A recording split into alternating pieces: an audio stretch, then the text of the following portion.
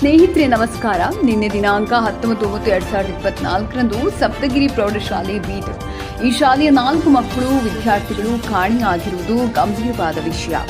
ಹಾಗಾಗಿ ಈ ಗ್ರೂಪ್ನಲ್ಲಿರುವ ಎಲ್ಲರೂ ಈ 4 ಜನ ವಿದ್ಯಾರ್ಥಿಗಳ ಫೋಟೋ ಸಮೇತ ತಮ್ಮ ಫೇಸ್ಬುಕ್, ಇನ್ಸ್ಟಾಗ್ರಾಮ್ ಹಾಗೂ ವಾಟ್ಸ್ಆಪ್ ಗ್ರೂಪ್ಗಳಿಗೆ ತಪ್ಪದೇ ಶೇರ್ ಮಾಡಿ ಈ ವಿದ್ಯಾರ್ಥಿಗಳು ಸಿಗುವವರೆಗೆ ನಾವೆಲ್ಲರೂ ಪ್ರತಿದಿನ ಮೇಲೆ ತಿಳಿಸಿರುವ ಗ್ರೂಪ್ಗಳಿಗೆ ಶೇರ್ ಮಾಡಬೇಕೆಂದು ವಿನಂತಿ.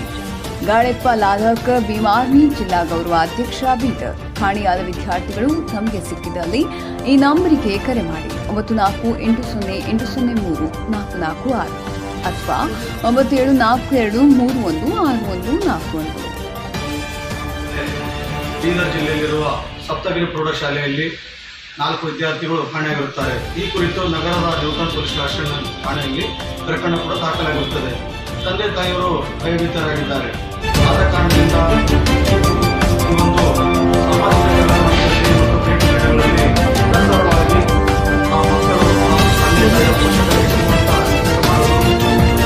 ಪ್ರಯತ್ನ ಮಾಡುತ್ತಿದ್ದಾರೆ. ತಂದೆ ರಾಜ್ಕುಮಾರ್, ವಯಸ್ಸು 14, ವಿದ್ಯಾರ್ಥಿ, ವಿಳಾಸ ನಂದಿ ಕಾಲನಿ, ಬೀದರ್.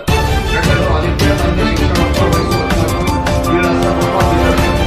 ನೀರಜ್, ತಂದೆ ನಾಶಕ್ಕೆ, ವಯಸ್ಸು 14, ವಿಳಾಸ ಬೀದರ್. ತಂದೆ ಆದರ್ಶ್, ವಯಸ್ಸು 14, ವಿಳಾಸ ದಾವಣಗೆರೆ, ಬೀದರ್. ಈ 4 ವಿದ್ಯಾರ್ಥಿಗಳು ಶಾಲೆಯ ಮಧ್ಯಾಹ್ನ ಊಟದ ಟೈಮಿಗೆ ಬಿಟ್ಟಾಗ ಮಕ್ಕಳು ಎಲ್ಲ ಮಕ್ಕಳು ಹೊರಗೆ ಬಂದಾಗ ಶಾಲೆ ಬಿಟ್ಟು ಠಾಣೆಯಲ್ಲಿ ಪ್ರಕರಣ ದಾಖಲಾಗಿದೆ.